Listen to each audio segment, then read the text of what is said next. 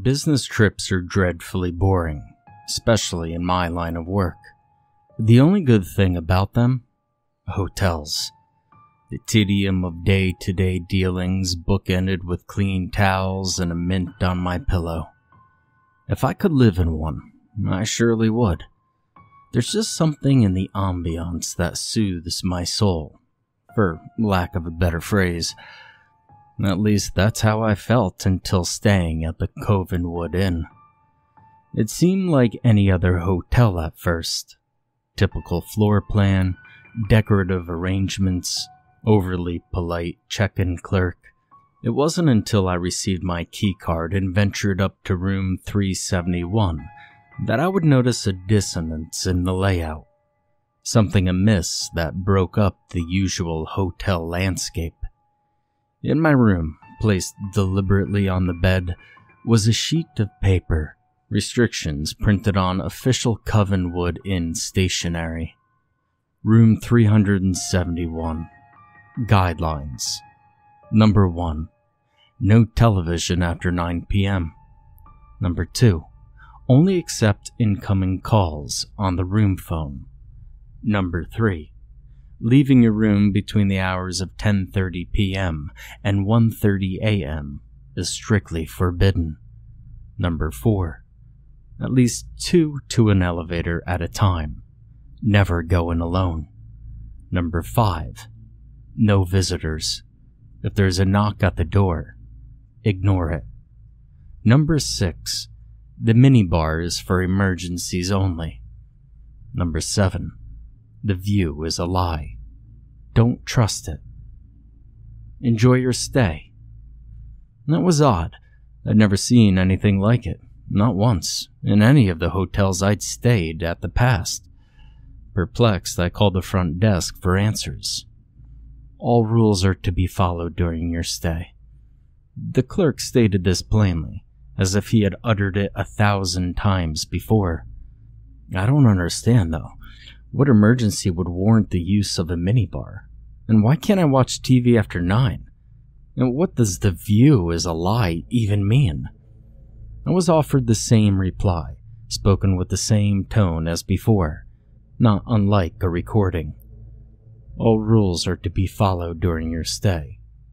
Click. And that was that. No answers, no explanation. Assuming it was some sort of strange hotel humor I was unfamiliar with, I threw the list on the bedside table, and I forgot all about it. Until later that night. As I lay in bed watching the 10 o'clock news, something completely out of the ordinary happened. The reporter began scratching at her face, a little at first, but then a lot. Her motions became aggressive and skin began peeling. Blood dripped from the wounds as she continued to relay her report without missing a beat. And no one seemed to notice or even react to her appearance. Eventually, she froze in place and stared at the camera. Then a close-up of her face, grotesque and mangled. Her bloodied lips spread apart and offered an ominous sentiment. Don't break the rules, Jack. I jumped out of my bed, left my room and ran downstairs. My voice echoed through the lobby as I barged over to the front desk. What the hell is going on here? The receptionist didn't so much as blink at my intrusion. What can I help you with, sir? I just watched a news reporter tear apart her own face and you tell me personally, to follow your bizarre hotel rules? This is some kind of sick joke. He pointed at the wall clock behind him. It's 10:18, sir. In room 371. There's no television past. I grabbed him by the collar. I don't appreciate being toyed with. Continue this jest and there will be a call made to the authorities. You mark my word on that. I let go of him and stormed off, his monotone voice trailing off in the distance. All rules are to be followed during your stay. I returned to my room, I shut the TV off, and I laid down to sleep. Pissed off, but exhausted. Unfortunately for me, my slumber would be short-lived. I woke later that night in a fit of sleep paralysis, pinned in place by my own body. At the foot of my bed was a shadowy figure whose features I couldn't quite make out in the darkness. A warmth overtook the room as it stepped over to my side, and my heart began to race. Closer now, I could see it was a man, maybe in his 50s, well-dressed, gray mustache. He leaned over me and spoke with a disturbingly unnatural timbre. His voice echoed off the walls and met my ear with an inhuman cadence. "It's a pleasure to meet you, Jack. Are you enjoying your stay so far?" I tried to break free of my chemical restraints, but it was no use. "Where are my manners? I'm Garrett Covenwood, the owner of this here hotel. I like to meet my guests whenever I can." He rested his hand on my arm. There was a stinging sensation where his skin met mine, but I could barely wince in response to the pain. "Follow the rules, Jack. If you don't, you're in for one hell of a bumpy ride."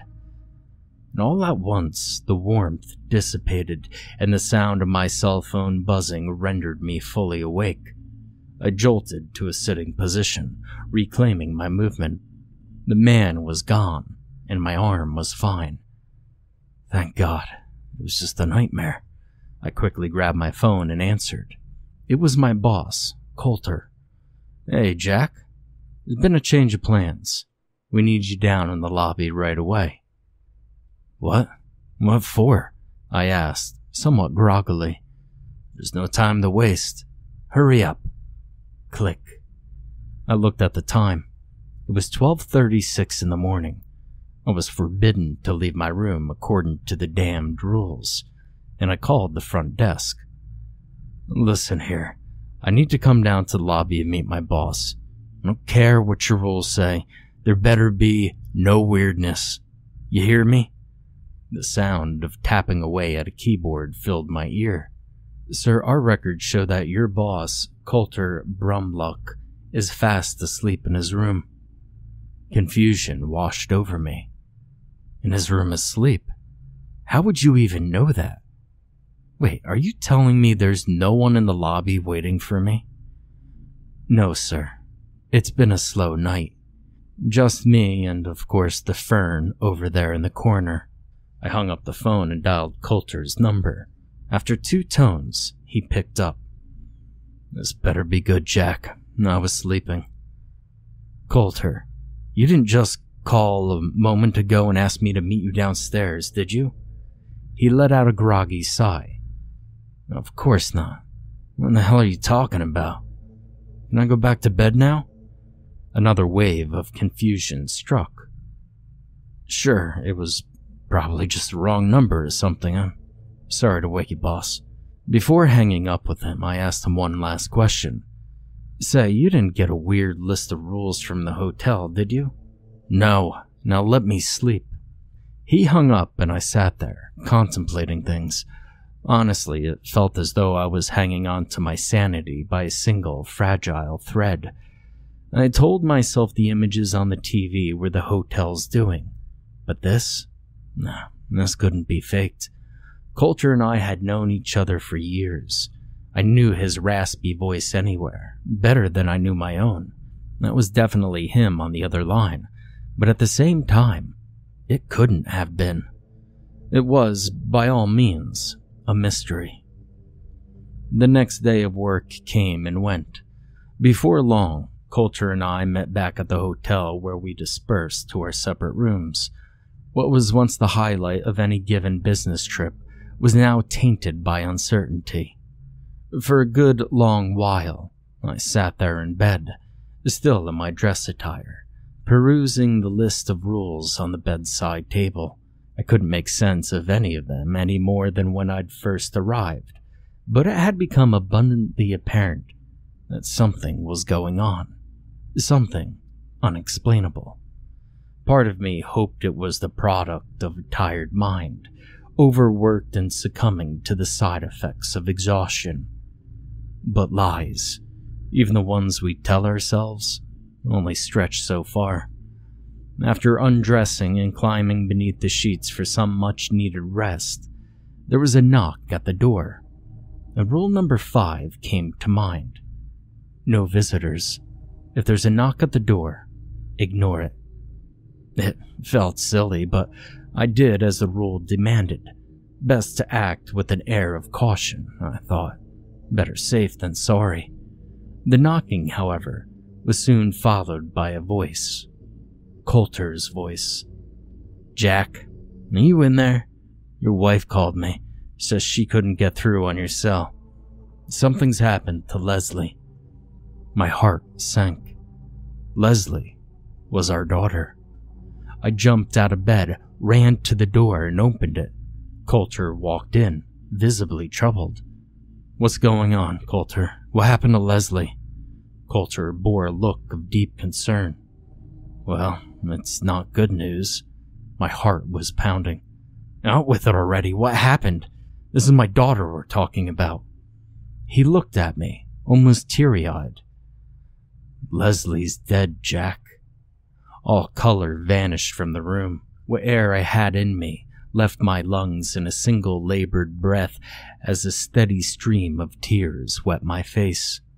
Coulter put his hand on my shoulder. "There's more. Sit down, please." I fell to the bed, broken. "The truth is, Jack, you broke rule number 5, and now I have to hurt you." His lips stretched into a wicked grin and his body froze. He was as still as a statue. "Coulter, I don't understand what you're saying." In a flash, his hands lunged and connected with my neck.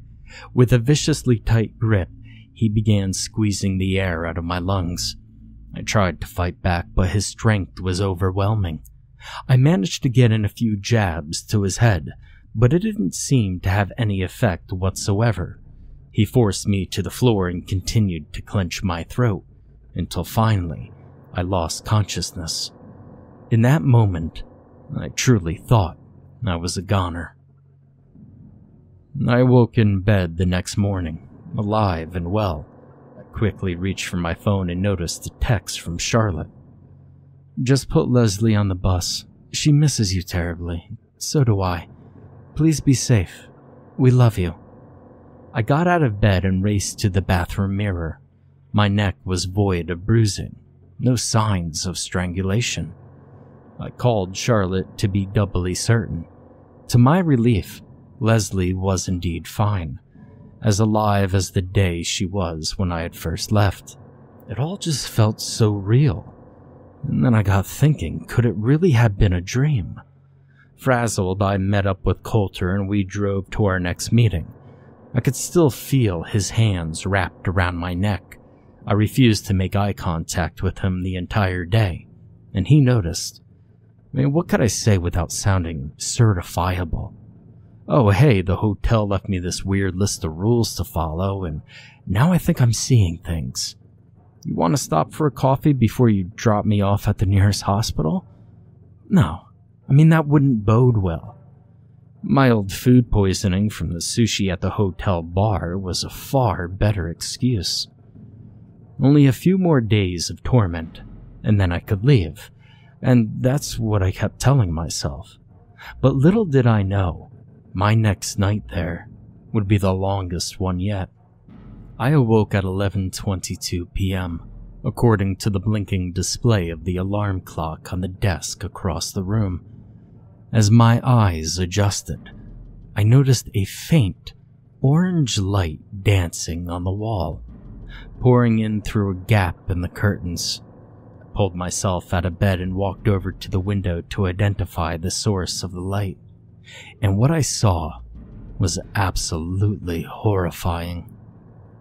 The hotel was ablaze, an enormous fire engulfing the ground floor. The flames grew to great heights and touched the glass in front of me before I had the nerve to turn away and make a run for it. In leaving my room, I yelled to warn the other guests. No one joined me in the hall.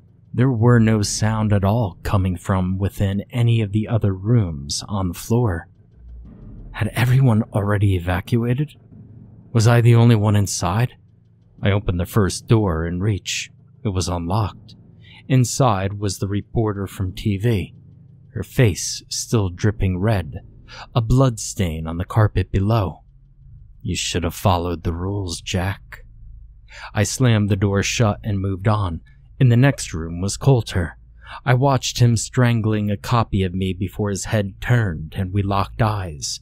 He threw my lifeless body to the floor and started running to my position. You can't hide, Jack. I closed the door and ran to the next. This room contained yet another impossibility. The worst one yet. It was my wife and daughter standing at the door. Their eyes were vacant, drained of all human emotion. I watched, astonished, as their skin burned to a crisp before my eyes. Charlotte spoke first. We miss you terribly, Jack. Leslie chimed in after. When will you be home, Daddy? I couldn't escape them. These horrors were around every corner. In a last-ditch effort to run away from my troubles, I bolted to the nearby elevator. The button was jammed, but I kept pressing it. I looked down the hall to see the reporter, Coulter, and my wife and daughter all walking towards me. Come on, work, you piece of crap, work. Finally, the button gave way and the doors opened. I hopped into the metal box and pushed the button for the first floor. The doors closed just as the ragtag team of zombies closed the gap between us, and I slid to the floor on the verge of a heart attack. The ride down offered no solace, no lull in the supernatural calamity that I had faced. Without warning, the elevator dropped, plunging to the depths of the hotel, far deeper than I thought possible. I gripped the railing as tight as I could as the light wavered in and out of life. In between flickers, Garrett appeared before me. Well, you've broken almost every rule, Jack. This is what happens. You'll destroy us all if you're not careful. He vanished. The light left with him. Knowing my death was fast approaching, I closed my eyes and thought of Charlotte and Leslie. I could see them playing outside in the rain on the day I left. It was always heartbreaking to say goodbye, and this would be no different. I held on to their memory and braced for impact. As the elevator neared the end of its descent, Garrett's booming voice entered my mind and broke the trance. Wake up, Jack. Jarred, my eyes opened and I fell back, landing on the floor. The unique abrasiveness of carpet brushed against my skin. I was no longer in the elevator. Upon taking a deep breath and gathering my wits, the familiar surroundings set in. I had inexplicably been transported back to room 371.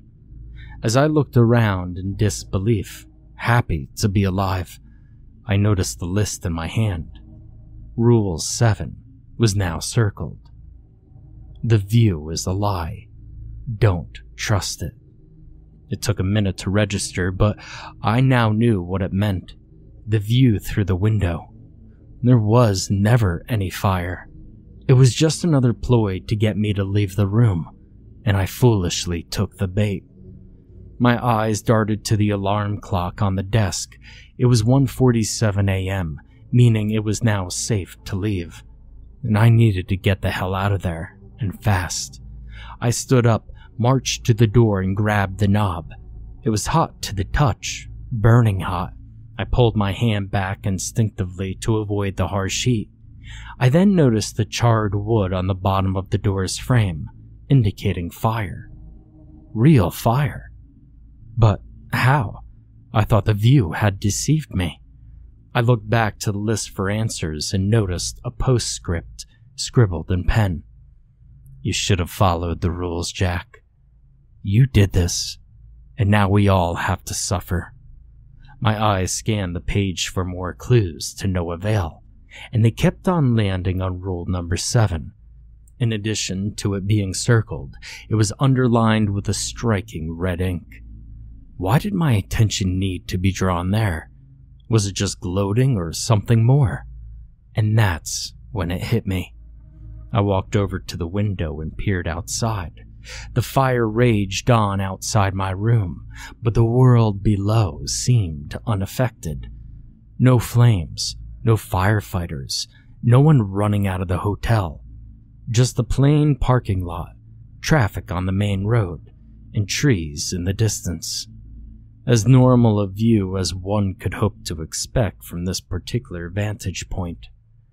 But the view was a lie. I tried opening the window, but an unseen force closed it shut on my fingers.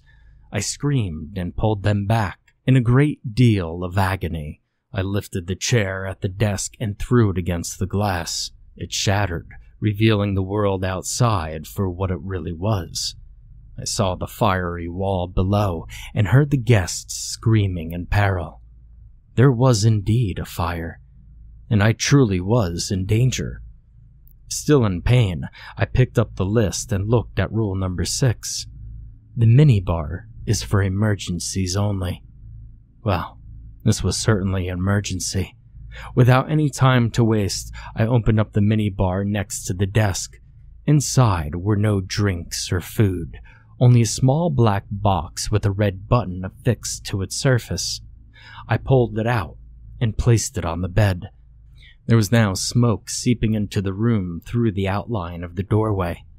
Looking over the list again, there were no further instructions, nothing at all pertaining to the box, and there was only one course of action left to take. I closed my eyes, and I pressed the button as hard as I could, putting my life in its hands. Memories played in my mind like a film reel running in reverse. The day's events followed by the previous, and so on. I relived all the fear and torment in a matter of seconds, until eventually my eyes opened, and I found myself in line with Coulter at the front desk, waiting to check in. This place isn't too shabby, Jack. It's better than the last one, at least. I can't explain how, but I was back in the hotel lobby on the first day of the business trip, the day we checked in. Say, Jack, what the hell happened to your hands? I looked down and saw the bruises left by the window. Oh, it's nothing. I slammed them in the car door, that's all. Both of them? He was cut off by the check-in clerk, greeting me. I was now at the front of the line. Do you have a reservation, sir? I stared at him for a while, remembering everything that had happened. I then backed away from the counter and turned to leave. Hey, Jack? Where you going? I'm sorry, Coulter. I think I'm gonna go get an Airbnb instead. I'll see you tomorrow. He waved his arms at me, frustrated, and then turned back to book his room. I heard the clerk handing him his keycard before I reached the exit. And here you are, sir. Room 371 on the second floor. We hope you enjoy your stay.